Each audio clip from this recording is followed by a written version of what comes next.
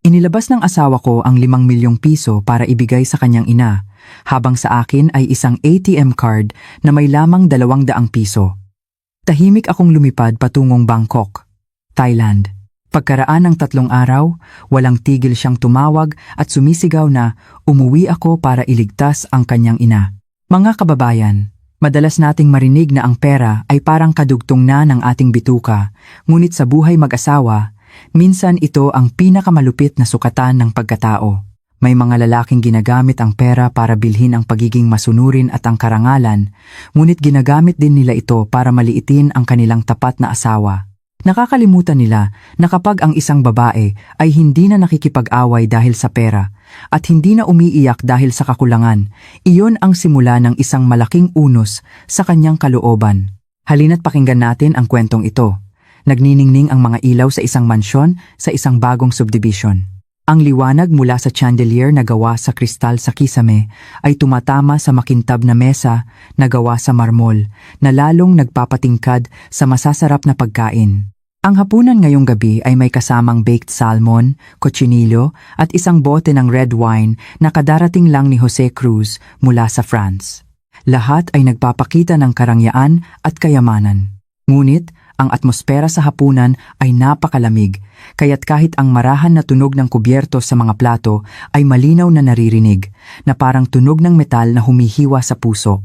Nakaupo si Jose sa dulo ng mesa, nakasandal sa upuang gawa sa imported na katad, at marahang iniikot ang baso ng mamahaling red wine. Pinanood niya ang kulay ng alak na may kasiyahan sa mukha ng isang matagumpay na lalaki na nasa tuktok ng kanyang karera. Sa edad na 45, nasa kanya na ang lahat. Isang lumalagong negosyo, isang malaking kayamanan, at ganap na kapangyarihan sa kanyang pamilya. Sa kanyang kanan ay nakaupo si Aling Martha, ang kanyang ina, isang 62 taong gulang na babae na nakasuot ng mamahaling damit na may burda ng peony at puno ng alahas na ginto at jade sa kanyang leeg at mga kamay. Dahan-dahan niyang tinikman ang salmon at paminsan-minsan ay sumusulyap sa kanyang anak na may pagmamalaki at pagmamahal. Si Maria, asawa ni Jose, lamang ang tahimik na nakaupo sa kabilang panig. Nakasuot siya ng simpleng damit pambahay, nakapusod ang buhok, at walang kolorete sa mukha na nagpapakita ng pagod, ngunit bakas pa rin ang kanyang natural na ganda at kahinahunan.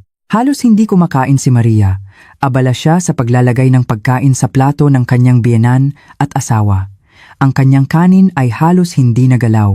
Biglang, ibinaba ni Jose ang kanyang baso ng alak na lumikha ng isang malakas na tunog.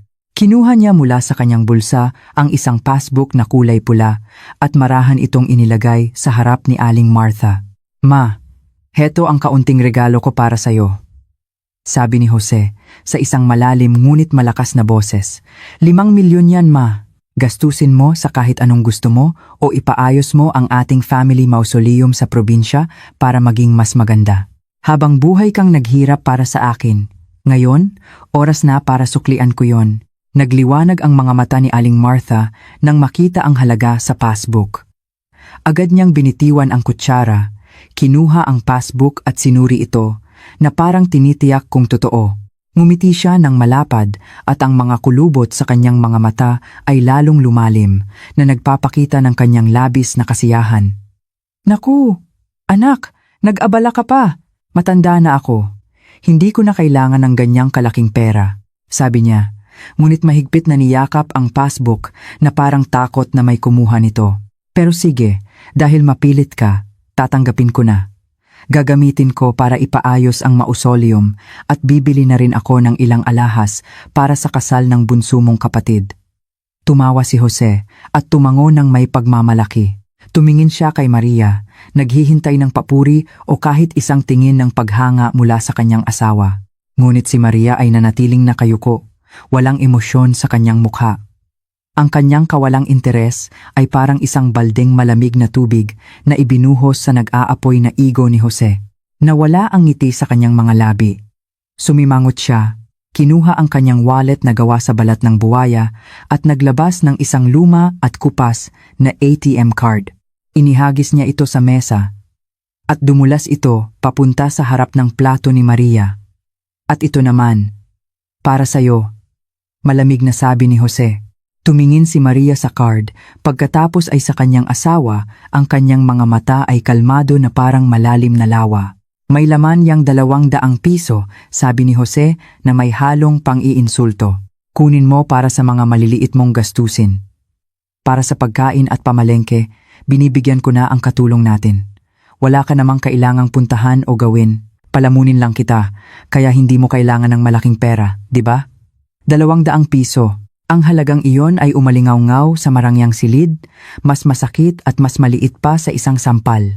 5 milyong piso para sa kanyang ina, para ipaayos ang mausoleum at bumili ng ginto. Samantalang ang kanyang asawa, nakasama niya sa hirap at ginhawa sa loob ng 15 taon, na isinakripisyo ang kanyang magandang karera bilang isang interpreter para maging isang may bahay at alagaan siya, ay tumanggap ng 200 piso kasama ng pangmamaliit. Maging si Aling Martha, na abala sa passbook, ay tumingala at sumang-ayon sa kanyang anak.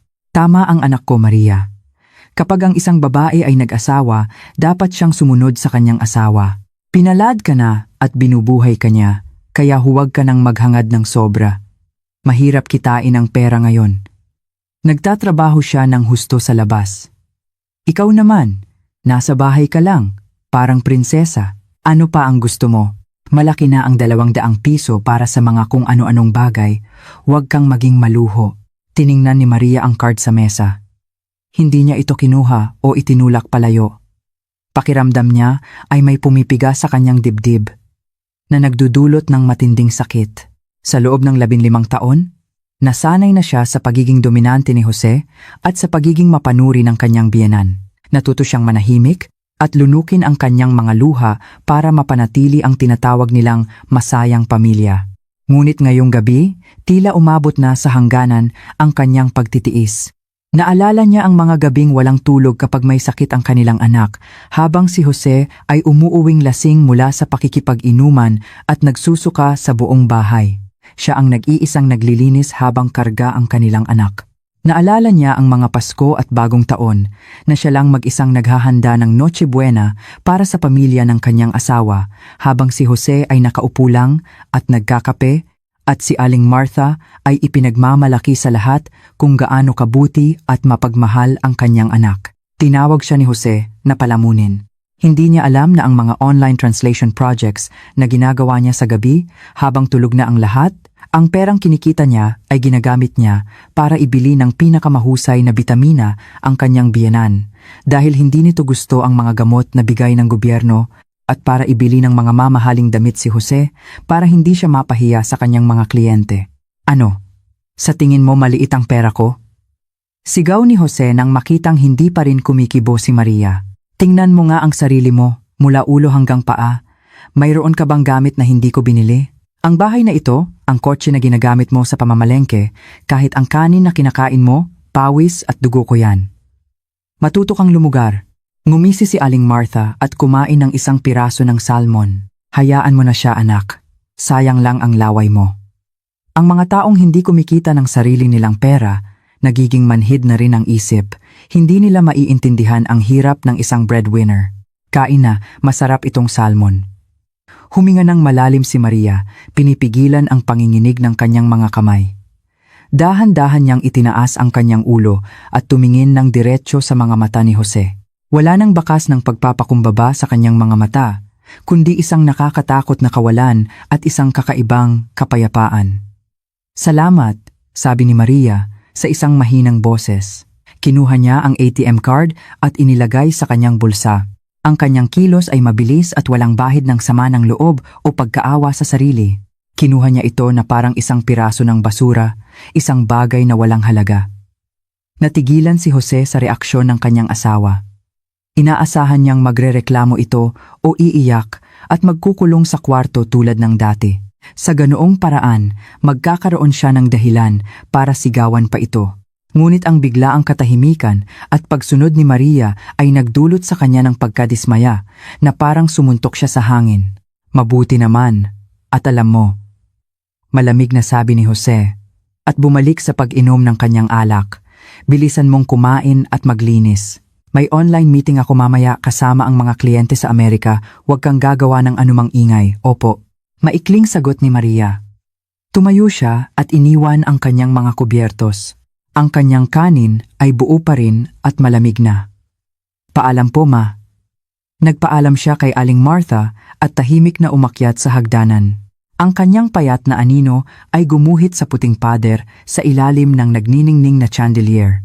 Ang tunog ng kanyang mga tsinelas ay halos hindi marinig, na para siyang isang anino, isang hindi nakikitang tao sa sarili niyang bahay na kanyang pinagsilbihan sa loob ng maraming taon. Sa likuran niya, muling umalingaw-ngaw ang masayang tawanan ni na Jose at Aling Martha. Pinag-uusapan nila ang pagpapaayos ng mausoleum at ang nalalapit na European tour ni Aling Martha. Walang nagtanong kung gutom si Maria. Walang nakapansin sa lungkot sa kanyang mga mata. Naniniwala si Jose na ang pera ay kapangyarihan at ginamit niya ang kapangyarihang iyon ng walang awa. Hindi niya alam na ang 200 pisong iyon ang huling patak na nagpabagsak sa manipis na sinulid ng kanilang pagsasama. At ang katahimikan ni Maria ngayong gabi ay hindi pagsunod, kundi ang katahimikan bago ang isang malaking bagyo. Isang bagyo na tatangay sa lahat ng peking kapayapaan na kanyang ipinagmamalaki. Pumasok si Maria sa kanilang silid-tulugan at isinara ang pinto. Ang maingay at magarbong mundo sa labas ay naputol sa likod ng makapal na kahoy na pinto. Umupo siya sa gilid ng kama, kinuha ang card mula sa kanyang bulsa at inilagay sa ibabaw ng kanyang dresser sa tabi ng kanyang pasaporte na 1 linggo na niyang itinago sa ilalim ng kanyang aparador.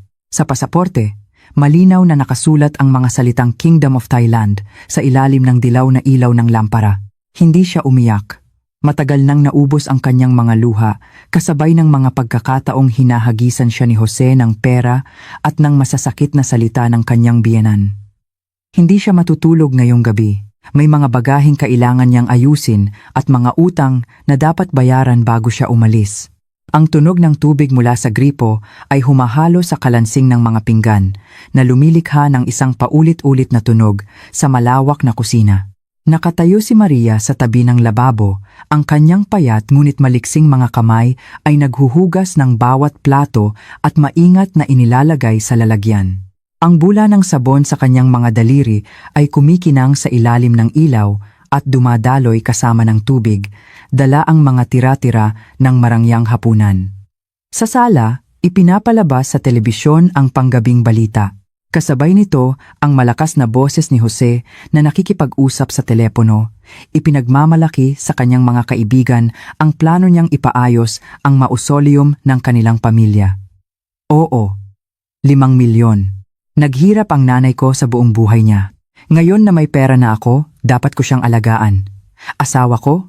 Ano naman ang alam niya? Babae lang yan na nasa kusina lang. Kung magkano ang ibigay ko, yun lang ang alam niya. Malinaw na narinig ni Maria ang mga salitang iyon. Kung ito ang Maria ng kahapon, marahil ay nasaktan siya at umiyak o sinadya niyang gumawa ng ingay para malaman ng asawa niya na nagagalit siya. Ngunit iba ang Maria ngayong gabi. Kalmado siya sa isang kakaibang paraan. Nilinis niya ang bawat plato, pinunasan ang bawat kutsara at tinidor, at inilagay ang mga ito sa tamang lugar sa loob ng cabinet. Ang bawat kilos niya ay banayad at tumpak na parang isang programadong makina, walang labis, walang kulang, at walang emosyon. Pinatay ni Jose ang telepono at sumilip sa kusina. Nakita niya ang likod ng kanyang asawa na abala pa rin sa pagtatrabaho. Kumunot ang kanyang noo. Ang katahimikan ni Maria ay nagdulot sa kanya ng kaba. Karaniwan, pagkatapos ng mga pag-aaway tungkol sa pera o masasakit na salita mula sa kanya, palaging may reaksyon si Maria. Minsan ay umiiyak, minsan ay hindi siya kinikibo o hindi kumakain o kahit isang tingin lang ng sama ng loob. Ngunit ang biglaang pagsunod nito, kasama ang kanyang pasasalamat kanina, ay nagdulot kay Jose ng pag-aalala. Ito ay tulad ng isang kalmadong dagat bago ang isang malaking bagyo.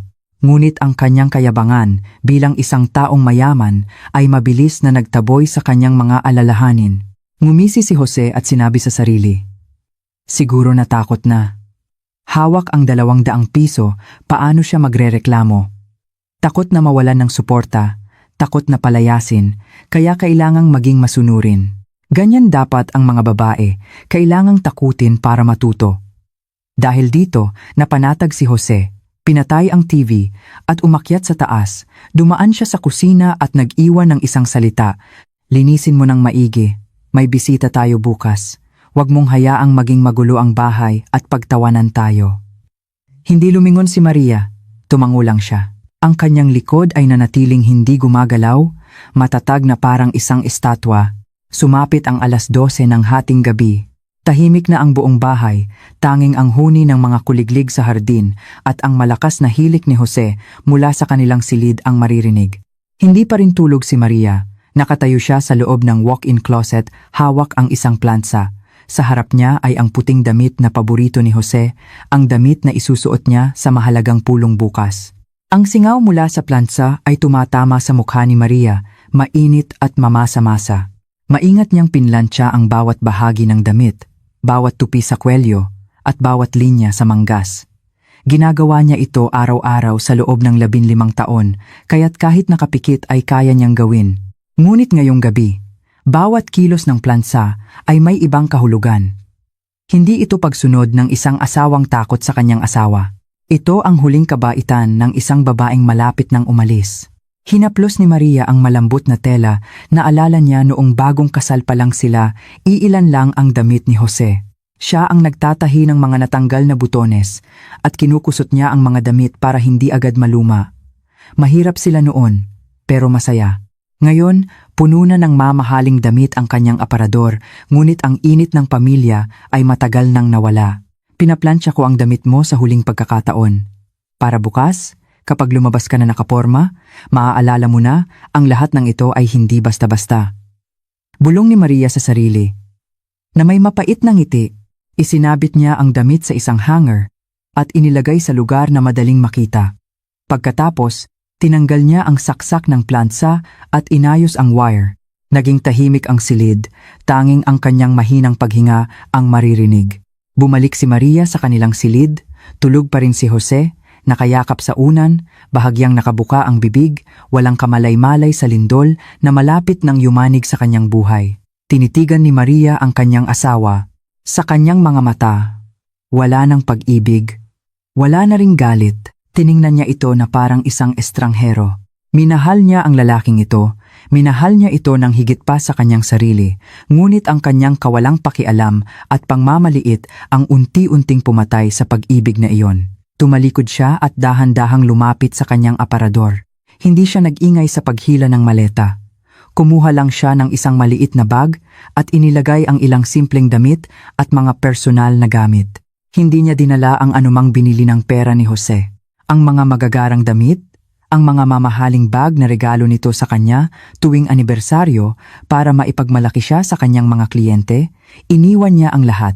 Ang kanyang bagahe ay magaan tulad ng kanyang kalooban ngayon. Sa huli, kinuha ni Maria mula sa isang lihim na drawer ang isang makapal na sobre. Hinawakan niya ito, ramdam ang bigat ng katotohanan sa loob. Hindi ito isang divorce paper, masyadong simple ang divorce paper. Pupunitin lang ito ni Jose at pagtatawanan siya. Mas mabigat ang laman nito. Ito ay mga ebidensya. Mga numerong nagsasalita, isang salamin na nagpapakita ng tunay na kalagayan ng kanilang magarbong pamilya na hindi kailanman tinanggap ni Jose.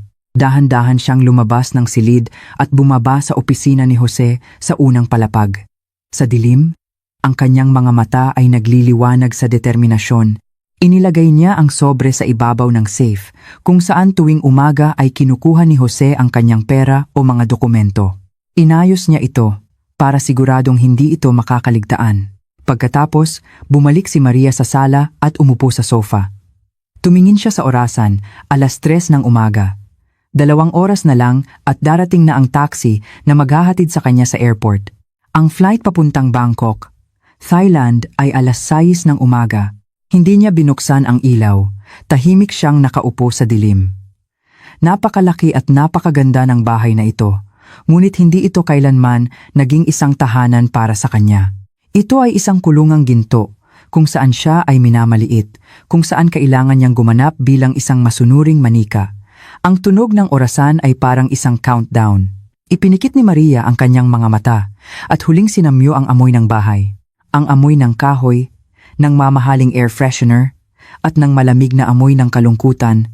Nang imulat niya ang kanyang mga mata, ang unang sinag ng araw ay nagsisimula ng pumasok sa mga kurtina. Tumayo siya, isinuot ang isang manipis na jacket, at kinuha ang kanyang bag. Hindi na siya lumingon sa hagdanan na papunta sa kanilang silid, kung saan ang kanyang asawa ay mahimbing pa ring natutulog, nangangarap ng kapangyarihan at pera. Binuksan niya ang mabigat na pinto at ang malamig na hangin ng umaga ay pumasok, dala ang hamog na nakakaginaw ngunit sariwa. Lumabas si Maria, isinara ang pinto sa kanyang likuran, at ang 15 taon ng kanyang kabataan. Ang tunog ng pagsara ng pinto ay marahan ngunit tiyak, na nagtapos sa isang madilim na kabanata ng kanyang buhay. Naghihintay na ang taxi sa labas. Sumakay si Maria at umandar ang sasakyan. Iniwan ang marangyang bahay, ang 200 pisong nakapatong sa mesa, at isang bomba na naghihintay na sumabog sa ibabaw ng safe. Ang sikat ng araw ay tumagos sa makapal na kurtina, na nag-iwan ng mga patak-patak na liwanag sa malawak na kama na may mamahaling kumot. Nag-inat si Jose Cruz, mabigat pa ang kanyang mga mata. Gaya ng kanyang nakasanayan sa loob ng 15 taon, kinapa niya ang mesa sa tabi ng kama, hinahanap ang isang baso ng maligamgam na tubig na may honey at lemon na laging inihahanda ni Maria tuwing umaga. Ngunit ang kanyang mga daliri ay dumampi lamang sa malamig na kahoy, walang baso, walang mainit na singaw. Kumunot ang noo ni Jose. Ang tuyong lalamunan ay nagdulot sa kanya ng inis. Tumingin siya sa tabi niya. Ang una ni Maria ay maayos at malamig na parang walang natulog doon. "Maria, nasaan ka? Nasaan ang tubig ko?" sigaw ni Jose. Ang kanyang boses ay pauspa dahil sa pagtulog. Tanging katahimikan ang sumagot sa kanya. Ang malawak na silid ay biglang naging napakatahimik. Walang tunog ng tsinelas, walang marahang pagbukas ng kurtina, at walang tunog ng tubig mula sa banyo. Napakamot si Jose sa kanyang ulo at bumangon. Pumasok siya sa banyo, nagbabalak na maghilamos para magising at pagkatapos ay sermonan ang kanyang asawa. Ngunit nang tumayo siya sa harap ng lababo, natigilan siya. Ang toothpaste ay sarado pa rin, hindi nakapiga sa kanyang toothbrush tulad ng dati. Ang kanyang tuwalya ay tuyo at nakasabit ng maayos, hindi binasa ng mainit na tubig para ipunas sa kanyang mukha. Ang mga maliliit na detalyeng ito ay hindi niya kailanman pinansin. Para sa kanya, ito ay mga obligasyon ng isang asawa, ngunit ngayong wala ang mga ito, nakaramdam siya ng isang kakaibang kakulangan, na parang isang makinang biglang nawalan ng langis. Piniga ni Jose ang toothpaste, at tumalsik ang bula sa salamin. Nagmura siya sa kanyang isip, naghilamos ng mabilis, at lumabas. Binuksan niya ang kanyang aparador, at ang unang nakita niya ay ang puting damit na maayos na nakasabit sa lugar na madaling makita. Ang kwelyo ay tuwid, at ang mga manggas ay walang gusot. Gawa ito ni Maria kagabi. Nang makita ang damit, ngumisi si Jose. Akala ko kung ano na. Marunong pa rin palang magplansa para sa asawa. Siguro nagtatampo lang yan at nagkukulong sa kusina. Isinuot ni Jose ang damit, at ang malambot na tela ay nagdulot sa kanya ng kaunting kaginhawaan. Isinuot niya ang kanyang kurbata, nagpabango at bumaba. Inaasahan niyang pagbaba niya sa kusina, sasalubungin siya ng amoy ng tapsilog o mainit na pandesal, at makikita niya si Maria na nakayuko, naghihintay ng kanyang kapatawaran, ngunit nagkamali siya. Ang malawak na kusina ng pamilya Cruz ay malamig na parang isang puntod. Ang kalan ay nakapatay, walang anumang init. Ang mga kaldero at kawali ay tahimik sa loob ng cabinet. Sa hapagkainan, sa halip na mga plato at mainit na pagkain, isang florera lamang ng mga rosas na nagsisimula ng malanta ang naroon, at ilang talulot ang nahulog sa ibabaw ng mesa. Walang Maria, walang almusal, walang anuman. Natigilan si Jose sa gitna ng kusina at nagsimulang makaramdam ng pag-aalala. Kinuha niya ang kanyang telepono at tinawagan si Maria. Walang sumasagot. Sa halip ay isang boses mula sa operator ang nagsabing, "The number you have dialed is currently unavailable." Ibinaba ni Jose ang telepono at inihagis sa sofa. "Magaling. Ang galing mo, Maria. Naglakas loob kang patayin ang telepono mo? Sige. Tingnan natin kung hanggang kailan mo kayang mag-inarte." Sa sandaling iyon, narinig niya ang tunog ng tsinelas mula sa hagdanan. Bumaba si Aling Martha, hawak ang kanyang tiyan at nakasimangot. Nakasuot siya ng mamahaling pantulog, magulo pa ang kanyang buhok at halata ang kanyang pagkainis. Jose, nasaan ang asawa mo? Bakit wala pa siya hanggang ngayon? Gusto ko sanang kumain ng lugaw, pero kanina ko pa siya tinatawag, hindi siya sumasagot. Ang kusina ay malamig. Balak ba niyang gutumin ako hanggang mamatay?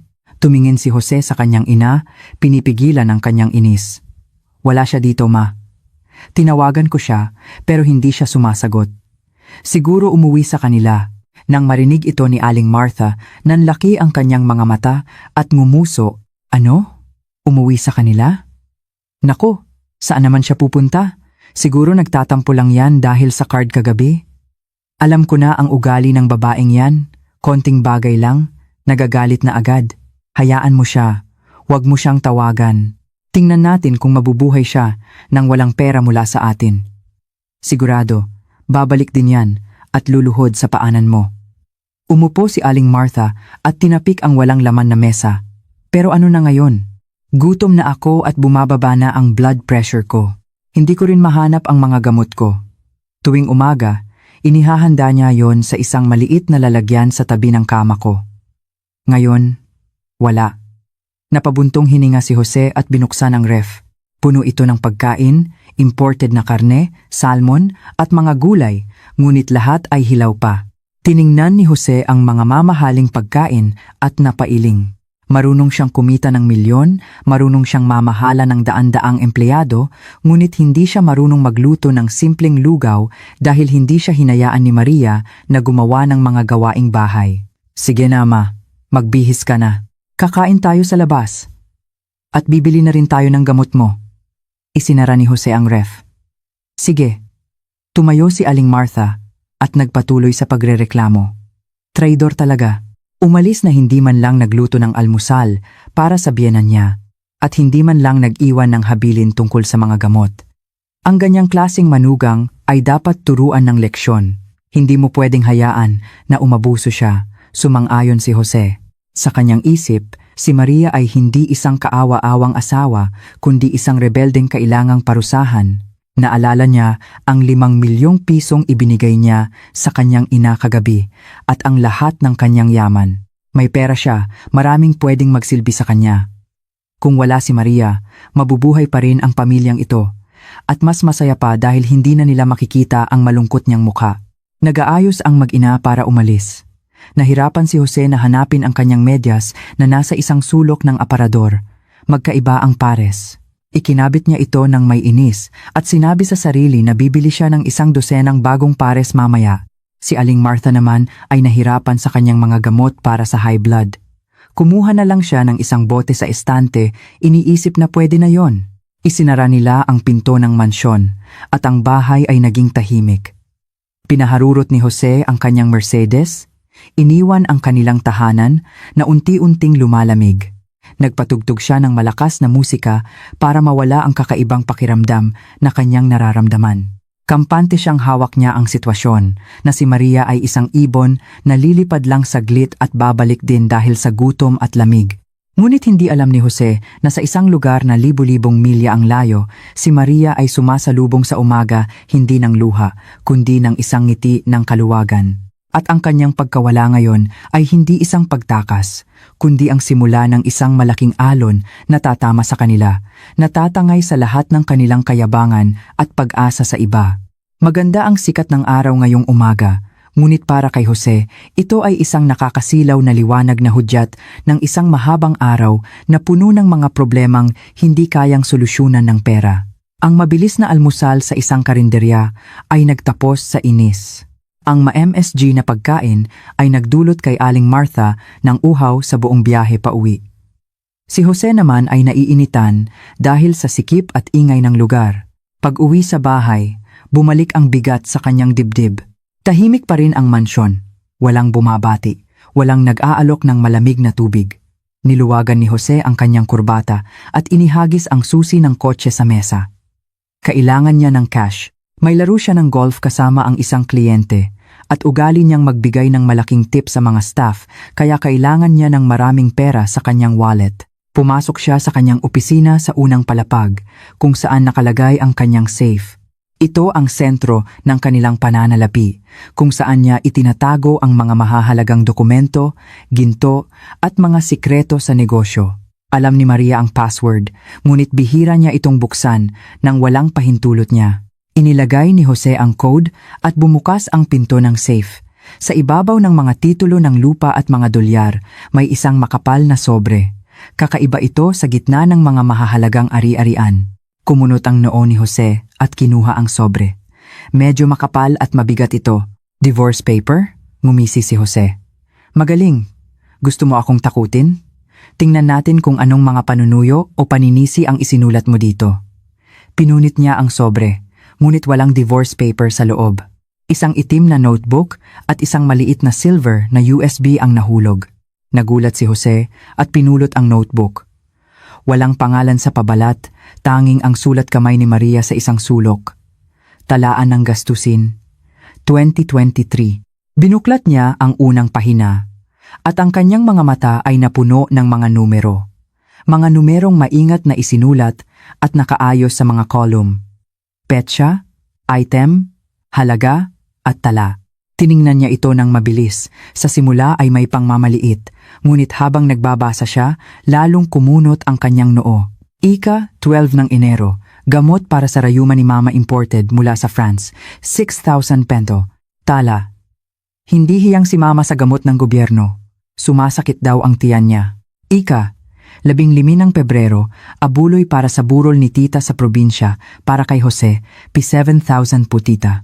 Tala, may business trip si Jose. Tumawag si tita at nagrereklamo, kaya kailangang magpadala ng dagdag para hindi siya magalit. Ika, 20 ng Marso, English tutorial para kay Junior. 12,000 isang kurso. Tala, bayad na para sa tren buwan. Mabilis na binuklat ni Jose ang mga pahina at nahilo siya sa dami ng sulat. Akala niya, sapat na ang P30,000 na ibinibigay niya kay Maria buwan-buwan. Inakala niya na si Maria ay namamalengke at nagluluto lang, kaya saan niya gagastusin ang pera. Ngunit sa pagtingin sa notebook, nakita niya kung gaano kalaki ang tunay na gastusin. Ang pagtaas ng presyo, mga gastusin sa pamilya, mga abuloy at mga regalo para mapanatili ang kanyang magandang imahe sa mga kamag-anak, lahat ay si Maria ang nag-asikaso. At pagkatapos, huminto ang kanyang daliri sa isang pahinang may pulang marka. Ang nakasulat sa tala ay nagpatigil sa kanyang puso. Ika, 1 ng Hunyo, bayad sa utang ni Tonyo, kapatid ni Jose, P75,000. Nanlaki ang mga mata ni Jose.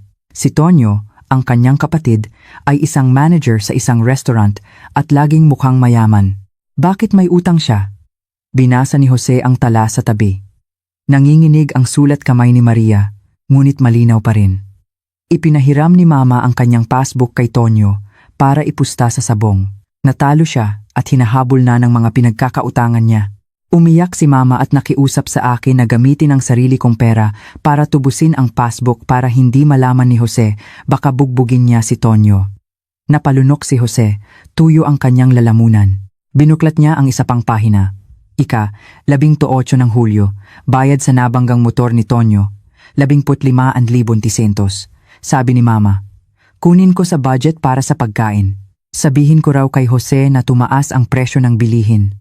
Ika, 22 ng Agosto, regalo para sa boss ni Jose, 22,000. Nakalimutan ni Jose bumili, kaya ginamit ko ang sarili kong pera para makabili siya ng regalo.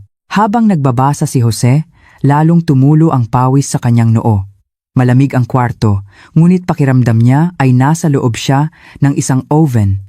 Ang maganda at marangyang buhay na tinatamasa ng kanyang pamilya, ang imahe ng isang perpektong pamilya na kanyang ipinagmamalaki, lahat ay itinayo sa mga lihim na pagsisikap ni Maria. Ang mga problemang pinansyal na dulot ng kanyang kapatid, ng pagiging sunod-sunuran ng kanyang ina at ng kanyang sariling kapabayaan, lahat ay tahimik na tinakpan ni Maria gamit ang perang kanyang kinita o inipon. Naalala niya kagabi, nang ihagis niya ang ATM card na may 200 piso sa mukha ni Maria. Kunin mo para sa mga maliliit mong gastusin, sabi niya. Tinawag niya itong palamunin. Hinagis ni Jose ang notebook sa mesa, nanginginig ang kanyang mga kamay. Ang kabuuang gastusin sa bawat buwan ay palaging mas malaki kaysa sa perang ibinibigay niya. Saan nanggaling ang kakulangan? Sa mga gabing walang tulog si Maria sa pagta-translate ng mga dokumento, sa mga dagdag na trabahong hindi niya kailanman sinabi dahil takot siyang sabihin ni Jose na nakakahiya ito. Tiningnan ni Jose ang walang laman na sobre. Inaasahan niyang mag-iiwan si Maria ng isang madamdaming sulat, ngunit hindi. Walang anumang reklamo. Nag-iwan lang siya ng mga numerong malamig, tapat at malupit. Sila ay nagsasalita, sumisigaw sa kanyang mukha na siya ay isang masamang asawa, isang bulag na pinuno ng pamilya, isang katiwala. Biglang pumasok sa isip ni Jose ang salitang iyon. Kumuha siya ng katulong, ngunit marunong lang itong maglinis ng bahay. Ang babaeng ito, nilinis niya ang lahat ng dumi, ang lahat ng problema ng kanyang pamilya nang walang hinihinging kapalit. Napatingin si Jose sa huling bagay na natira, ang silver na USB. Ano ang nasa loob nito? Bakit? May mga mas malinaw bang ebidensya kaysa sa mga numerong ito? Kinuha ni Jose ang USB at naramdaman niya ang lamig nito sa kanyang mga daliri. Nag-atubili siya. Isang takot ang pumasok sa kanyang isip. Takot siyang harapin ang iba pang katotohanan. Takot siyang masira ang kanyang perpektong imahe bilang isang matagumpay na lalaki. Ngunit ang kanyang kuryosidad at nasaktang pride ay nagtulak sa kanya. Isinaksak ni Jose ang USB sa kanyang computer. Nagliwanag ang screen at lumabas ang isang folder na may pangalang para sa aking asawa, ang mga bagay na hindi kailanman sinabi ni Mama. Ang tunog ng pag-click ng mouse ay umalingaw-ngaw sa tahimik na silid na parang isang putok ng baril. Hindi niya alam na ang mga susunod na makikita niya ay hindi lang mga numero, kundi mga video na sisira sa kanyang natitirang tiwala at pagmamahal sa ina. Sa labas, mainit pa rin ang sikat ng araw, ngunit sa loob ni Jose, isang malaking bagyo ang nagsisimulang mamuo na nagmumula mismo sa safe na pinaniniwalaan niyang pinakaligtas na lugar sa mundo. Ang orasan sa dingding ay tumutunog ng paulit-ulit, ngunit para kay Jose, ito ay parang tunog ng martilyo na pumupukpok sa kanyang tainga. Ang malamig na opisina ay biglang naging napakainit. Nakaupo si Jose sa harap ng computer, basa na ang kanyang kamay sa pawis, ngunit malamig pa rin. Sa screen, bukas ang folder na para sa aking asawa. Ang mga bagay na hindi kailanman sinabi ni Mama. Sa loob, may 12-dosenang mga video na nakaayos ayon sa petsa kasama ang isang text file na may pamagat na ang katotohanan tungkol sa sakit ni Mama. Napalunok si Jose. Parang may nakabara sa kanyang lalamunan. Nanginginig ang kanyang daliri nang i-click niya ang pinakabagong video. Nakuha 3 araw na ang nakalipas. Nagsimula ang video. Medyo malabo ang kuha dahil kinunan ito ng palihim mula sa isang sulok ng kusina, ngunit sapat na para makilala ni Jose ang bida. Si Aling Martha. Nakatayo siya sa harap ng hapagkainan kung saan nakalagay ang lalagyan ng mga gamot na inihahanda ni Maria araw-araw. Sa video, tumitingin si Aling Martha sa paligid na parang isang magnanakaw kahit na bahay ito ng kanyang anak. Nang makasigurong walang nakatingin, mabilis niyang binuksan ang lalagyan ng gamot. Inilabas niya ang mga dilaw na kapsula, mga mamahaling bitamina na ipinabili pa ni Jose mula sa Amerika. Pinanood ni Jose ng may pag-asa. Ipinagmamalaki niya sa lahat na malusog ang kanyang ina dahil sa mga mamahaling gamot na binibili niya. Ngunit hindi, pumunta si Aling Martha sa lababo at itinapon ang mga mamahaling gamot sa basurahan. Walang anumang panghihinayang. Pagkatapos, kumuha siya mula sa kanyang bulsa ng isang plastik na may lamang mga itim na tableta na mukhang marumi at hindi kilala ang pinagmulan. Isinubo niya ang mga ito at uminom ng tubig. Medyo mahina ang tunog ng video, kaya nilakasan ni Jose ang volume para marinig ang boses ng kanyang ina. Ang mga gamot na ito ay nagpapainit lang ng katawan ko. Mas maganda pa itong mga halamang gamot na ito, mura na, masarap pa sa pakiramdam. Ang perang binibigay ni Jose para sa gamot, itatabi ko na lang. May 15,000 pesos na akong naipon ngayong buwan, ipapadala ko kay Tonyo para sa kanyang mga utang sa sabong. Nagulat si Jose at natabig ang baso ng tubig sa mesa. Hindi niya namalayan na nabasa na ang kanyang damit, nawala ang kanyang pandinig. Ang kanyang ina, Ang inang kanyang sinasamba, ang inang binigyan niya ng 5 milyong piso, ay lihim na itinatapon ang kanyang pagmamahal para sa mga murang gamot at para lang suportahan ang pagsusugal ng kanyang kapatid. Binuksan ni Jose ang iba pang mga video. Pare-pareho ang nangyayari araw-araw. Mga gamot para sa atay, para sa high blood, para sa puso, lahat ay napupunta sa basurahan. At pinapalitan ng mga kung ano-anong gamot na binibili ni Aling Martha kung saan-saan. Binuksan ni Jose ang text file na iniwan ni Maria. Ang mga salita ay maikli ngunit matalas na parang kutsilyo na humihiwa sa kanyang puso. Jose, alam kong magugulat ka, pero kailangan mong malaman ang totoo. Hindi iniinom ni Mama ang mga gamot na binibili mo sa loob ng 2 taon. Lihim siyang gumagamit ng mga halamang gamot na may mataas na dosis ng corticosteroids para makatipid. Ang side effect ng corticosteroids ay pamamaga, kaya mukha siyang mataba at malusog. Akala mo gumagaling siya, akala mo inaalagaan ko siyang mabuti. Pinapagalitan mo pa ako kapag sinasabi kong magpatingin siya ulit sa doktor. Ang totoo, unti-unti nang nasisira ang kanyang atay at bato. Sinubukan ko siyang pigilan, sinubukan kong palitan ang mga gamot niya, pero palagi niya akong nahuhuli at minumura. Sinasabi niyang kung magsusumbong ako sa iyo, magpapakamatay siya. Wala na akong magawa. Ikaw ang anak niya, ikaw na ang bahalang magligtas sa kanya bago mahuli ang lahat. Binitiwan ni Jose ang mouse at sumandal sa upuan.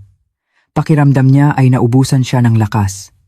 Naalala niya ang mga hapunan kung saan palaging sinasabi ni Aling Martha, "Ang galing ng mga gamot na binili mo, anak." Gumanda ang pakiramdam ko. At siya naman, ipinagmamalaki ito at sinasabihan si Maria, "Kita mo na, ganyan talaga kapag mahal. Ikaw kasi, laging nagtitipid. Buti na lang at matalino ako." Naalala niya ang mga pagkakataong sinabi ni Maria, "Jose, parang namamaga ang mukha ni Mama. Magpa-blood test kaya tayo." At siya, iwinaksi lang ito. Anong namamaga? Tumataba siya. Huwag kang mainggit sa biyenan mo. Ang malusog na itsura na kanyang ipinagmamalaki ay sintomas pala ng steroid poisoning. Ang pananahimik ni Maria ay hindi kahinaan, kundi ang kawalan ng pag-asa ng isang manugang na naiipit sa pagitan ng kanyang mapanlinlang na biyenan at mayabang na asawa. Hinawakan ni Jose ang kanyang ulo. Ang kanyang mga daliri ay gumugulo sa kanyang maayos na buhok. Nahihiya siya. Isa siyang direktor, kumikita ng milyon, at ipinagmamalaki ang kanyang sarili bilang isang mabuting anak. Ngunit ang totoo, isa lang siyang tanga na pinapaikot ng sarili niyang ina. Ang perang kanyang kinikita, na akala niya ay nagdudulot ng kalusugan sa kanyang ina, ay unti-unti pala itong pinapatay. At ang nag-iisang taong tunay na nag-aalala sa kalusugan ng kanyang ina, ang nag-iisang taong matino sa pamilyang ito, ay ang babaeng pinalayas niya na may 200 piso sa bulsa. "Mama? Bakit?" bulong ni Jose. Ang kanyang boses ay puno ng sakit. Ang katotohanan ay malupit. Hindi siya gaanong kamahal ni Aling Martha tulad ng inaakala niya. Mahal niya ang kanyang pera. Ginamit niya ang kanyang pagmamahal para sa sariling kapakanan, kahit na ang kapalit ay ang kanyang sariling buhay. Ang kanyang kasakiman ay nagbulag sa kanya. Naniwala siya sa mga pekeng gamot para lang makapag-ipon ng pera para sa pagsusugal ng kanyang kapatid. Tiningnan ni Jose ang orasan, tanghali na. Nag-iisa si Aling Martha sa bahay. Kaninang umaga, nagreklamo siya ng sakit ng ulo at pagod, ngunit dahil may laro siya ng golf na kinansela na niya, sinabihan lang niya itong magpahinga. Isang malaking takot ang biglang bumalot sa kanya. Sa text file, may isang babala si Maria na nakasulat sa pula. Mahalagang paalala.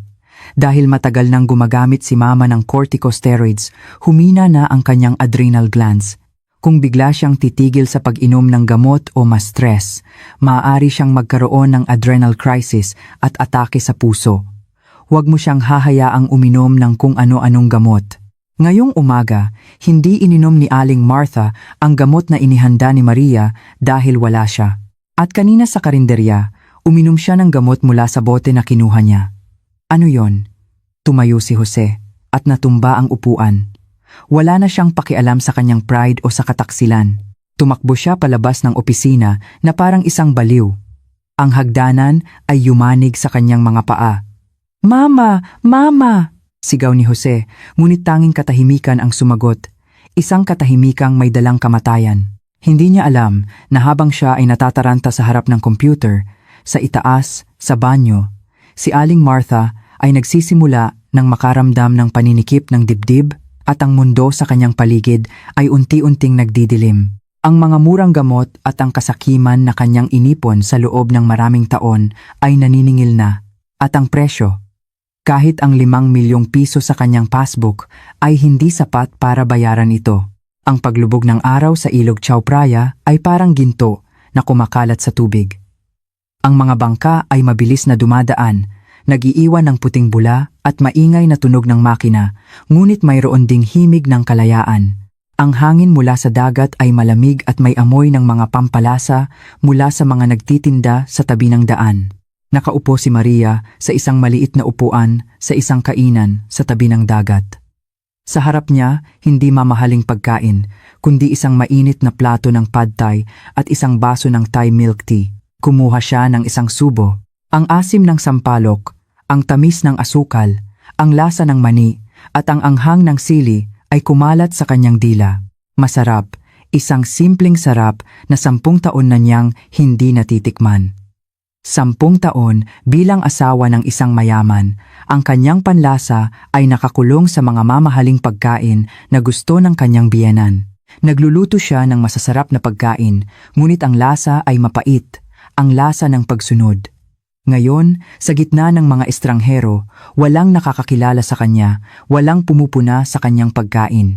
Huminga ng malalim si Maria, at naramdaman niya ang gaan sa kanyang dibdib. Tinanggal niya ang kanyang tali sa buhok at hinayaan itong ihipan ng hangin. Sa unang pagkakataon, naramdaman niyang hindi siya asawa ni Jose Cruz, hindi siya manugang ni Aling Martha, kundi si Maria Santos lang, isang malayang babae na tinatamasa ang kanyang sariling buhay. Muling tumunog ang kanyang telepono. Tiningnan niya ang screen, asawa, ang pangalan na paulit-ulit na kumikislap. Ito na ang pangalawang tawag sa loob ng 1 oras. Ngumiti si Maria, isang ngiti ng kaluwagan. Hindi niya pinatay o sinagot ang tawag. Itinabingi niya ang telepono sa mesa, hinayaan itong mag-vibrate na parang isang naghihingalong insekto. Tumawag ka lang, bulong niya sa sarili. Tikman mo ang pakiramdam ng paghihintay na tiniis ko sa loob ng maraming taon. Samantala, sa isang mansyon sa Maynila, ang atmosfera ay hindi mapayapa, kundi parang isang kumukulong kaldero na malapit ng sumabog. Kadarating lang ni Jose sa bahay pagkatapos malaman ang katotohanan tungkol sa mga gamot. May dala siyang pagkain na binili niya sa isang restaurant. Isang buong lechon manok, isang kahon ng kanin, at iba pang mamantikang pagkain. Hindi siya marunong magluto, at sa kanyang pagkalito, naisip niyang bumili ng masarap na pagkain para suyuin ang kanyang ina, para humingi ng tawad sa hindi niya pag-alam sa kanyang ginagawa. Nakaupo si Aling Martha sa hapagkainan, mas maputla kaysa kaninang umaga. Ang gutom ay nagdulot sa kanya na makalimutan ang kanyang pagod. Nang makita niya ang lechon, nagliwanag ang kanyang mga mata. Naku, kung hindi ka pa dumating, namatay na ako sa gutom. Ang asawa mo, nawawala, at ang bahay na ito ay napakalamig, sabi ni Aling Martha habang kinakain ang isang hita ng manok. Umupo si Jose sa tapat niya. Nag-aalala, gusto niyang sumigaw. Gusto niyang tanungin ang kanyang ina kung bakit niya itinatapon ang mga gamot, ngunit nang makita niyang masayang kumakain ang kanyang ina, hindi siya makapagsalita.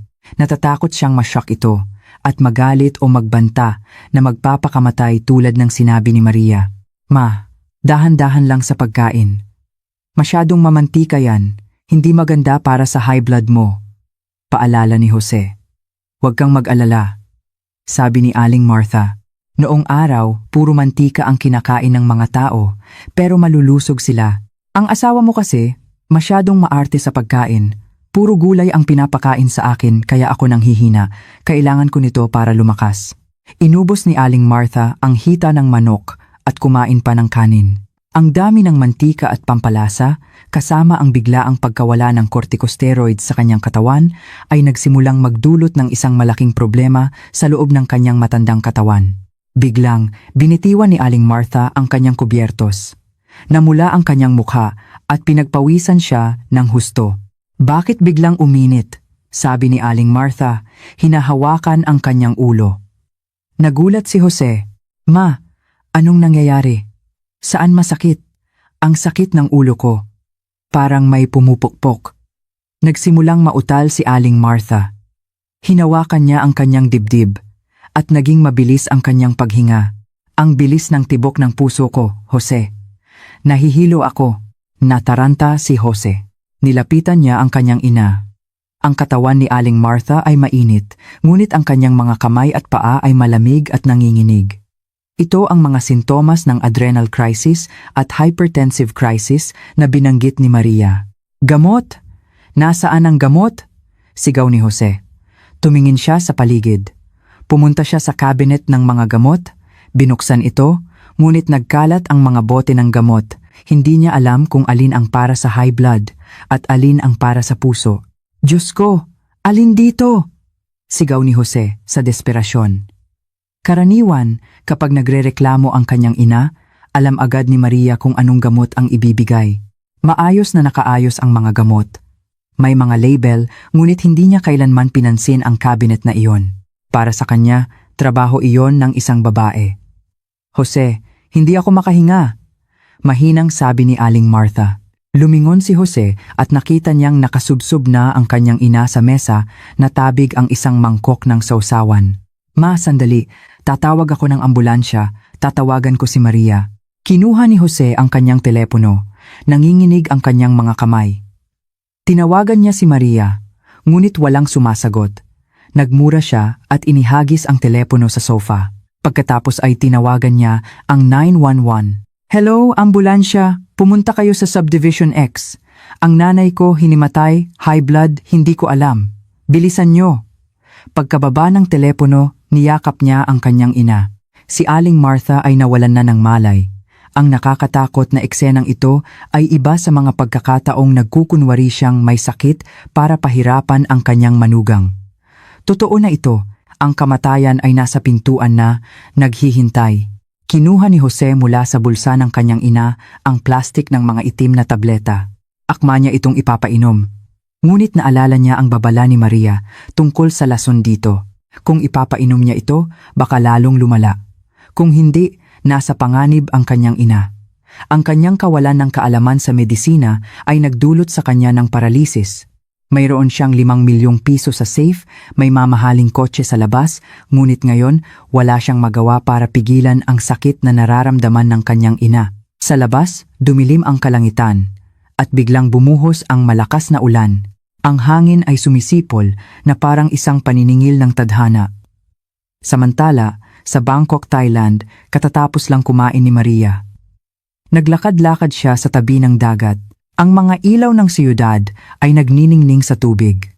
Hindi niya alam o marahil ay nararamdaman niya na sa bahay ang bagyong kanyang iniwan ay nagsisimula ng wasakin ang pekeng kapayapaan ng pamilya Cruz. Ang tunog ng sirena ng ambulansya ay bumasag sa katahimikan ng Marangyang Subdivision. Ang mga pulang ilaw ay kumikislap sa mga pader ng sala na lumilikha ng isang nakakatakot na tanawin. Ang mga medical staff ay mabilis na pumasok sa bahay. Agad nilang nilapitan si Aling Martha na nakahiga na sa sofa, halos hindi na humihinga at ang kanyang balat ay kulay abo na. Gaano na siya katagal walang malay? Mayroon ba siyang mga sakit noon? Tanong ng isang batang doktor habang kinakabitan ng oxygen monitor si Aling Martha. Nakatayo si Jose sa tabi, hindi alam ang gagawin. Ang simpleng tanong na iyon ay naging isang mahirap na problema para sa kanya. Ang nanay ko, may high blood siya. O baka low blood, sabi ni Jose, pinagpapawisan. Katatapos lang niyang kumain ng lechon, tapos sumakit ang ulo niya. High blood o low blood? Kailangan mong maging tiyak, sabi ng doktor. May diabetes ba siya o sakit sa puso? Allergy ba siya sa anumang gamot? Hindi makasagot si Jose. Sa loob ng maraming taon, si Maria ang laging nag-aasikaso sa mga check-up ng kanyang ina. Si Maria ang nakikinig at nagsusulat ng mga paalala ng doktor. Si Jose, ang tanging ginagawa ay magbayad. Inakala niyang sapat na ang kanyang pera para sa lahat. Hindi ko matandaan, sabi ni Jose, ang kanyang boses ay nanginginig sa takot. Ang asawa ko, nasa kanya ang lahat ng papeles. Diyos ko, hindi mo alam ang sakit ng sarili mong ina? Napailing ang doktor at inutusan ang isang nurse. Mabilis ang pulso, mababa ang blood pressure, posibleng adrenal crisis o food poisoning. Ihanda ang adrenaline at dalhin siya sa ambulansya. Mabilis na isinakay si Aling Martha sa stretcher. Tumakbo si Jose para sumunod, ngunit naalala niya na kailangan ng doktor ang medical records. Sandali, kukunin ko lang ang mga papeles, sabi ni Jose at tumakbo papasok sa kanilang silid. Binuksan niya ang lahat ng aparador at drawer, nagkalat ang mga damit, libro at iba pang gamit. Nasaan na yon? Ang asul na folder. Nasaan na? Sigaw ni Jose sa desperasyon. Naalala niya na laging dala ni Maria ang isang asul na folder kapag pumupunta sila sa ospital. Ngunit nasaan na ito ngayon? Sa aparador? Sa safe? O sa kusina? Nadampian ng kanyang kamay ang 5 milyong pisong passbook na kinuha niya kahapon. Ang pulang passbook na may nakasulat na 5 milyong piso. Ngunit ngayon, ang 5 milyong iyon ay hindi makapagsabi sa kanya kung anong blood type ng kanyang ina. Ang 5 milyong iyon ay hindi makapagsabi sa kanya kung alergi ba ito sa penicillin o aspirin. Isa lang itong walang kwentang papel. Inihagis ni Jose ang passbook sa sahig at nagpatuloy sa paghahanap. Nakita niya ang bill ng kuryente, ang warranty ng ref, ang mga tiket sa eroplano, ngunit hindi ang kailangan niya, ang medical record ng kanyang ina. "Sir, aalis na kami. Sasama ka ba o susunod ka na lang?" Sigaw ng isang nurse mula sa labas. "Susunod na ako." Sumuko na si Jose. Kinuha niya ang kanyang wallet at susi ng kotse at tumakbo palabas ng bahay, iniwan ang magulong silid na parang isang larangan ng digmaan ng kanyang kapabayaan. Sa emergency room ng isang international hospital, nakaupo si Jose sa isang malamig na upuan, hawak ang kanyang ulo at nakatitig sa saradong pinto. Ang amoy ng alkohol ay nakakasuka. Lumabas ang isang doktor, mukhang seryoso. Tumayo si Jose na parang isang spring. "Doc, kumusta ang nanay ko? May pera ako. Gamitin niyo ang pinakamahusay na gamot, kahit gaano kamahal. Babayaran ko lahat." Inilabas ni Jose ang kanyang black card.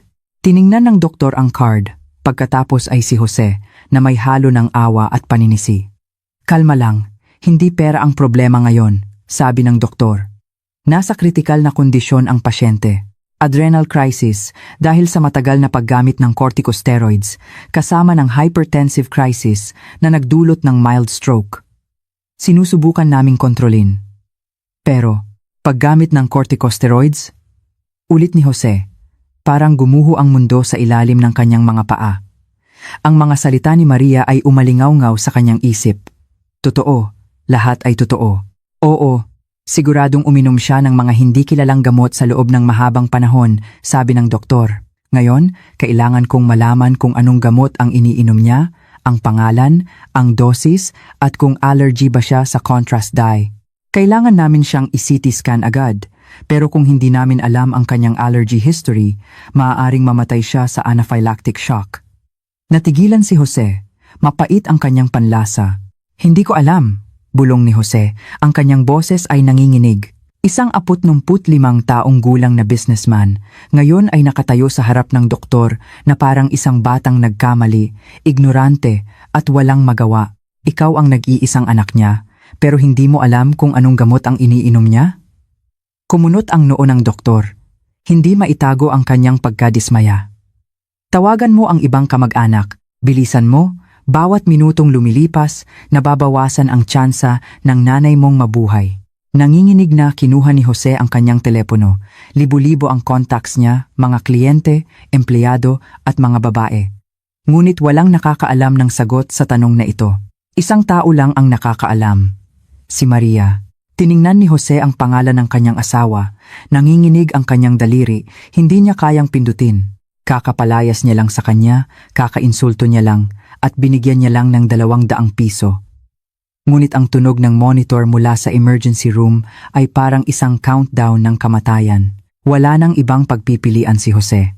Ang kanyang kayabangan at pride ay nawala sa harap ng takot na mawala ang kanyang ina.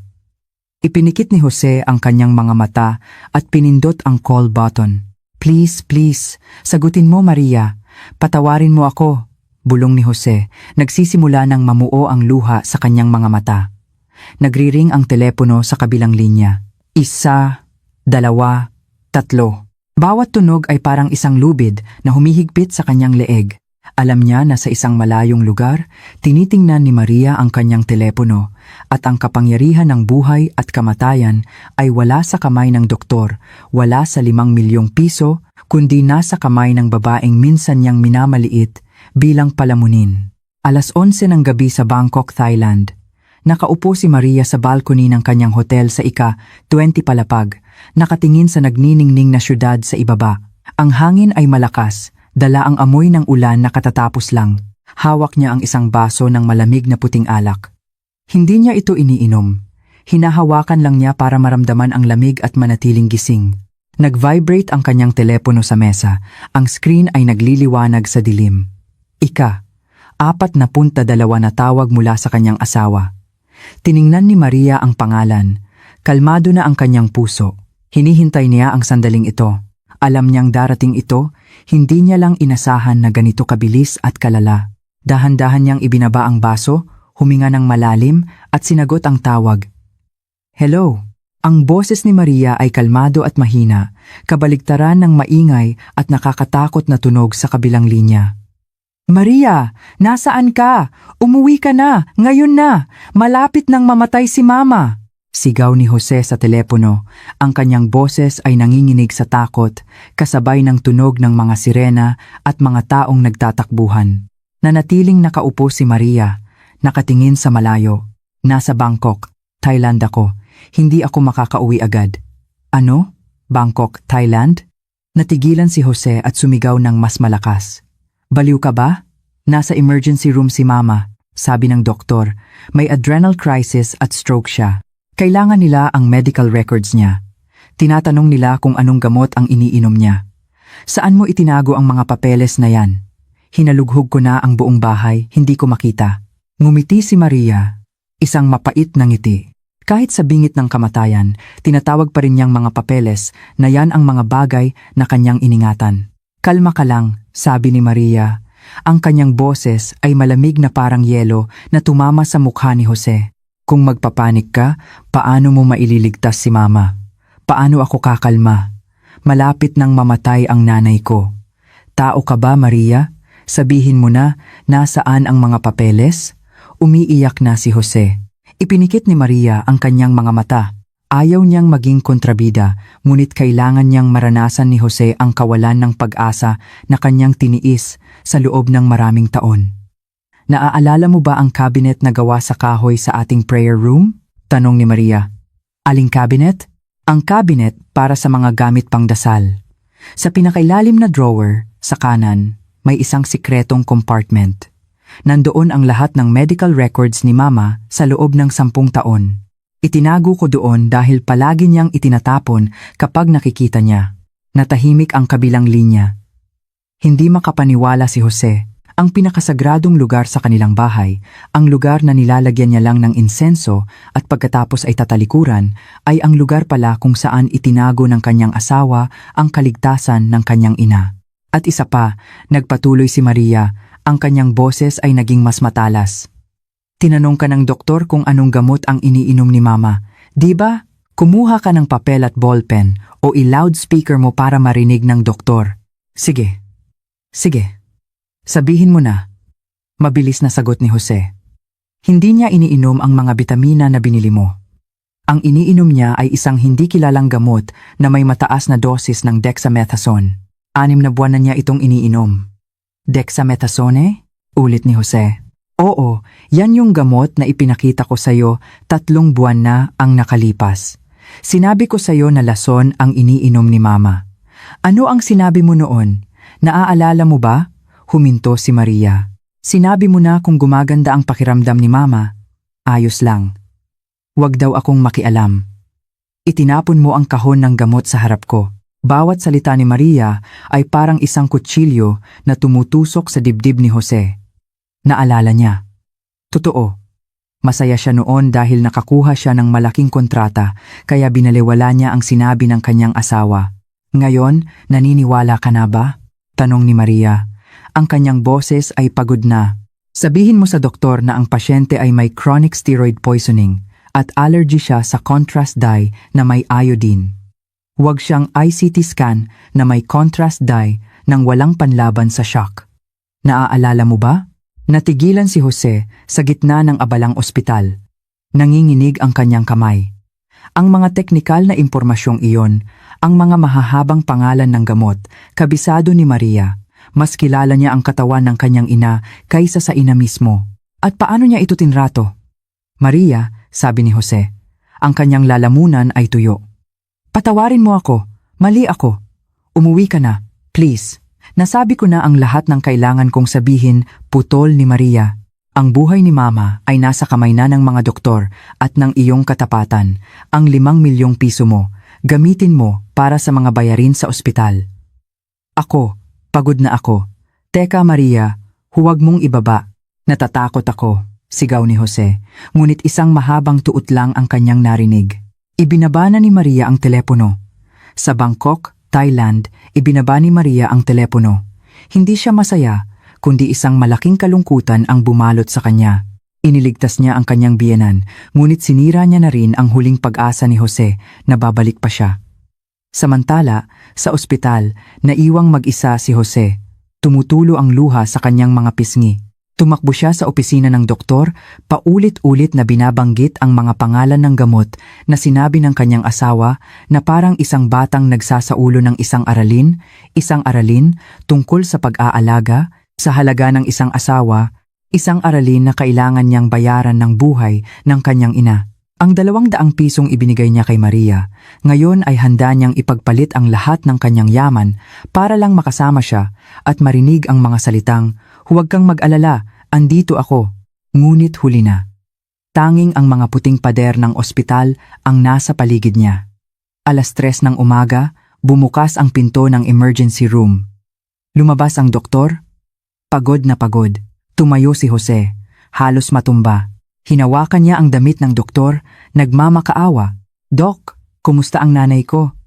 Tiningnan siya ng doktor at napabuntong hininga. "Swerte ka, nalagpasan na niya ang panganib. Salamat sa impormasyon tungkol sa gamot at allergy. Kung nahuli tayo ng 15 minuto, baka hindi na namin siya naisalba." Gumaan ang pakiramdam ni Jose, ngunit ang sumunod na sinabi ng doktor ay isa pang mabigat na pasanin. Pero, dahil sa stroke at adrenal failure, mapaparalisa ang kalahati ng kanyang katawan. Mahihirapan siyang gumalaw at magsalita. Mula ngayon, kailangan niya ng 24,007 na pag-aalaga, ang pagkain, paglilinis, at physical therapy ay magiging napakahirap at mangangailangan ng matinding pasensya. Ihanda mo ang sarili mo. Tinapik ng doktor ang balikat ni Jose at umalis. Naiwan si Jose na tulala. Paralisado, kailangan ng 24,007 na pag-aalaga. Naalala niya ang kanyang ina na laging nakaayos, na laging sumisigaw sa kanyang manugang. Ngayon, hihiga na lang siya sa kama. Kinilabutan si Jose. May pera siya, oo, may 5 milyon siya. Pwede siyang kumuha ng nurse at caregiver. Pero mayroon bang mag-aalaga sa isang masungit na matanda nang may tunay na malasakit tulad ni Maria? Mayroon bang magpupuyat para masahihin ang masakit na binti ng kanyang ina nang walang reklamo? Kinuha ni Jose ang kanyang telepono at binasa ang huling bahagi ng text file ni Maria. "Jose, kapag nabasa mo ito, marahil ay nasa malayo na ako kung saan walang sumisigaw at walang mga pagkaing may kasamang luha. Sa loob ng 15 taon, inakala mong binigyan mo ako ng buhay. Akala mo, ang 5 milyong ibinigay mo sa iyong ina ay isang malaking bagay. Akala mo, ang 200 pisong ibinigay mo sa akin ay isang malaking pabor. Ginamit mo ang pera para bilhin ang aking pagsunod at ang aking dignidad. Pero Jose, marami kang ang pera, pero nabili ba nito ang kalusugan ng iyong ina?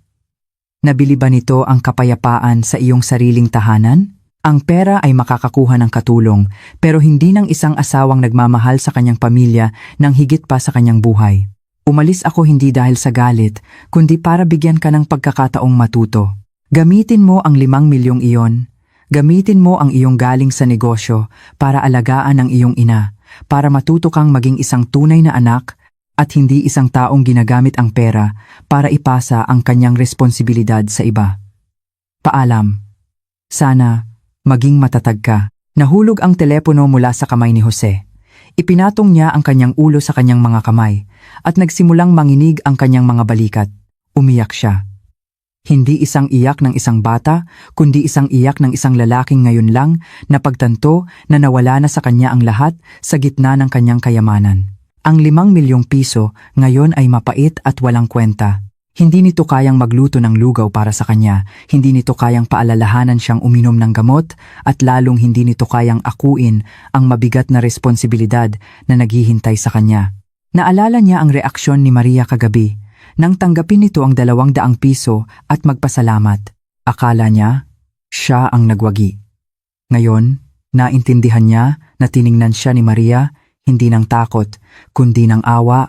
Naawa siya sa isang lalaking tanga na yumayakap sa pera habang pinapakawalan ang pinakamahalagang yaman ng kanyang buhay.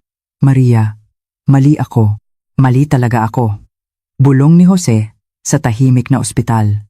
Tiningnan niya ang kanyang mga kamay na sanay pumirma ng mga kontrata at humawak ng baso ng alak, ngunit hindi marunong humanap ng isang tableta para sa kanyang ina. Gumuho ang kanyang pagkalalaki, nawala ang kanyang kayabangan. Ngayon, sa harap ng saradong pinto ng silid ng kanyang ina at sa isang madilim na hinaharap, naintindihan na niya ang halaga ng kanyang kapabayaan. Gusto niyang kumain ng luto ni Maria. Gusto niyang makita ang kanyang payat na anino sa bahay. Gusto niyang marinig ang kanyang mga sermon, ngunit huli na ang lahat. Ang puwang sa kanyang tabi ay hindi na mapupunan kahit ng pera. Sa labas ng bintana, nagsimula ng lumiwanag. Isang bagong araw ang nagsimula. Ngunit para kay Jose, ito ang simula ng isang mahaba at malungkot na paglalakbay ng pagsisisi. Isang linggo pagkatapos ng bagyo, ang mansyon ng pamilya Cruz ay napakatahimik. Wala nang maingay na tawanan ni Aling Martha, wala nang sigaw ni Jose. Ang katahimikan ngayon ay may kulay ng pagsisisi. Sa isang silid sa unang palapag, na dating bodega, ngayon ay isang silid para sa may sakit, amoy gamot at langis. Nakaupo si Jose sa gilid ng kama, hawak ang isang mangkok ng lugaw. May maitim na bilog sa ilalim ng kanyang mga mata, mahaba na ang kanyang balbas, at gusot ang kanyang damit. Patunay na ilang gabi na siyang hindi natutulog ng maayos. Nakahiga si Aling Martha, paralisado ang kaliwang bahagi ng kanyang katawan. Ang kanyang mukha na dati puno ng kolorete, ngayon ay kulay abo, at tabingi dahil sa stroke. Ang kanyang mga mata, ang tanging gumagalaw, ay nakatingin sa kanyang anak na may takot at pagmamakaawa. "Ma, kain na, isang subo na lang," sabi ni Jose. Sinubukan ni Aling Martha na ibuka ang kanyang bibig, ngunit tumulo ang lugaw sa kanyang damit. Mabilis na pinunasan ni Jose. Kahit hindi pa siya sanay, mas pasensyoso na siya ngayon. Wala na siyang mauutusan, wala nang tatanggap ng kanyang pera.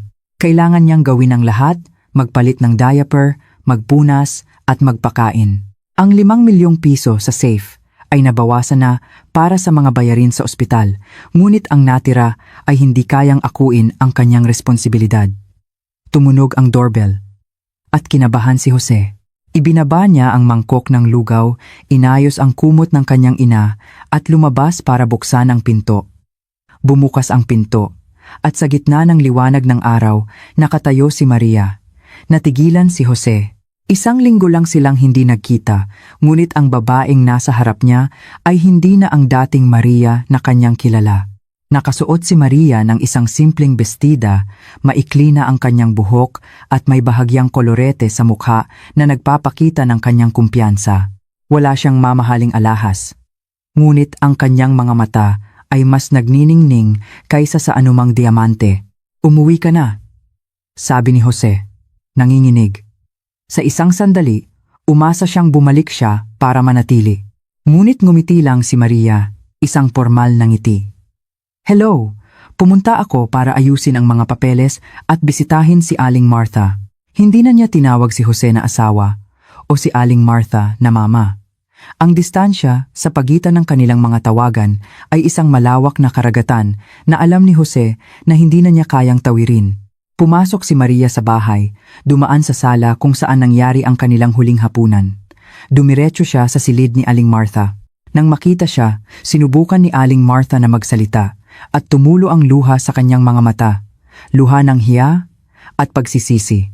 Naalala niya ang mga araw na pinahirapan niya si Maria, ang mga gamot na kanyang itinapon. Ngayon, naintindihan na niya ang halaga ng kanyang kasakiman. Umupo si Maria sa tabi ng kama. Hindi siya nanisi o nang insulto. Kinuha niya ang isang tissue at pinunasan ang luha ni Aling Martha. "Huwag po kayong umiyak, masama po yan sa inyo," sabi ni Maria. "Kumain po kayo ng maayos at mag-physical therapy. Marunong na po si Jose na mag-alaga sa inyo. Kailangan niyo pong lumakas para matamasa ang pag-aalaga ng inyong anak." Sinubukan ni Aling Martha na hawakan ang kamay ni Maria, ngunit umiwas si Maria, pinatawad na niya, ngunit hindi niya nakalimutan. Ang kanyang kabaitan ngayon ay awa na lang para sa isang taong may sakit, hindi na pagmamahal ng isang pamilya. Tumayo si Maria at hinarap si Jose. Inilabas niya mula sa kanyang bag ang isang papel na may pirma na niya. "Divorce paper, pinirmahan ko na. Pirmahan mo na rin at isumite sa korte. Wala akong habol sa anumang ari-arian. Ang bahay na ito, ang mga sasakyan, at ang 5 milyong piso, sayo na lahat yan para kay Aling Martha." Kinuha ni Jose ang papel, nanginginig. Tiningnan niya si Maria, pagkatapos ay ang kanyang ina na nakahiga. Ang pagsisisi ay sumikip sa kanyang dibdib. Gusto niyang lumuhod, magmakaawa, sabihing mahal niya siya at kailangan niya siya. Ngunit nang makita niya ang determinasyon sa mga mata ni Maria, naintindihan niyang wala na siyang karapatan. Ang isang lalaking ginagamit ang pera para sukatin ang pagkatao ay maiiwan lang na may pera. Ang pagpipilit ngayon ay lalo lang siyang magmumukhang kaawa-awa. Kinuha ni Jose ang ballpen at pinirmahan ang papel. Ang kanyang sulat ay nanginginig na parang pumipirma siya sa isang sentensya ng habambuhay na kalungkutan. "Pinirmahan ko na," sabi ni Jose. "Salamat sa hindi mo paghabol sa mga ari-arian. Salamat sa lahat." Kinuha ni Maria ang papel at inilagay sa kanyang bag. Huling tiningnan niya ang bahay, kung saan inilibing ang 15 taon ng kanyang kabataan, kung saan siya umiyak gabi-gabi, kung saan siya naniwala na ang kanyang sakripisyo ay masusuklian. Ngayon, umaalis siyang walang material na yaman, ngunit ang kanyang kaluluwa ay mas mayaman kaysa dati. Mayroon siyang kalayaan. "Aalis na ako. Mag-ingat ka." Tumalikod si Maria at naglakad. Hinabol siya ni Jose hanggang sa gate. "Maria," tawag niya. Huminto si Maria ngunit hindi lumingon. "Mali ako," sabi ni Jose. Tumutulo ang luha. "Mali talaga ako. Patawarin mo ako. Patawarin mo ako sa hindi ko pagpapahalaga sa iyo." Nanginginig ang mga balikat ni Maria. Tumingala siya sa langit at huminga ng malalim. "Sana maging mapayapa ka," bulong niya sa sarili at nagpatuloy sa paglakad. Pumara siya ng isang taxi at umandar ito palayo sa marangyang bahay, palayo sa isang buhay na puno ng sakit, patungo sa isang bagong simula kung saan siya ay mabubuhay para sa kanyang sarili, masaya at may dignidad. Naiwan si Jose sa gate, nakatingin sa papalayong taxi. Tumingin siya sa kanyang malaking bahay. Sa loob, isang matandang may sakit at isang mahabang hinaharap ang naghihintay sa kanya. Mayroon siyang 5 milyon, ngunit nawala sa kanya ang lahat ng pinakamahalaga. Ito ang kanyang paggising, isang masakit ngunit kinakailangang paggising para matuto siyang maging isang tunay na tao.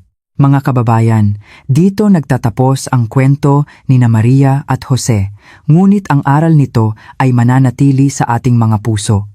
Madalas nating sabihin, huwag mong hanapin kapag wala na. Nagkaroon si Jose ng isang mabuting asawa, ngunit hinayaan niyang bulagin siya ng kasakiman at kayabangan. At nang mapagtanto niya ang halaga ng kanyang asawa, huli na ang lahat. Ang 5 milyong piso o ang 200 piso, sa huli ay mga material na bagay lang. Ang nagpapasya sa kaligayahan ng isang pamilya ay hindi kung sino ang mas maraming pera, kundi kung sino ang mas nagpapahalaga at nakakaintindi sa isa't isa. At sa pamamagitan ng kwentong ito, nais naming iparating sa mga kababaihan na ang sakripisyo ay isang magandang katangian, ngunit huwag magsakripisyo ng bulag hanggang sa mawala ang inyong sarili. Huwag hayaang sukatin kayo ng sinuman gamit ang pera. Ang kapayapaan ay hindi nangangahulugang kalimutan ang sakit, kundi ang pagkakaroon ng lakas ng loob na bitawan ang mga bagay na hindi na karapat-dapat at ngumiti habang nagpapatuloy. Mabuhay na parang isang bulaklak na nagkakalat ng bango, may tumitingin man o wala, dahil ang tungkulin ng bulaklak ay mamukadkad ng buong ganda sa ilalim ng araw. Kung nagustuhan nyo ang kwento, huwag kalimutang mag-like, mag-share at mag-subscribe para magkaroon kami ng inspirasyon na magbahagi pa ng mas maraming magagandang kwento. Paalam at hanggang sa muli.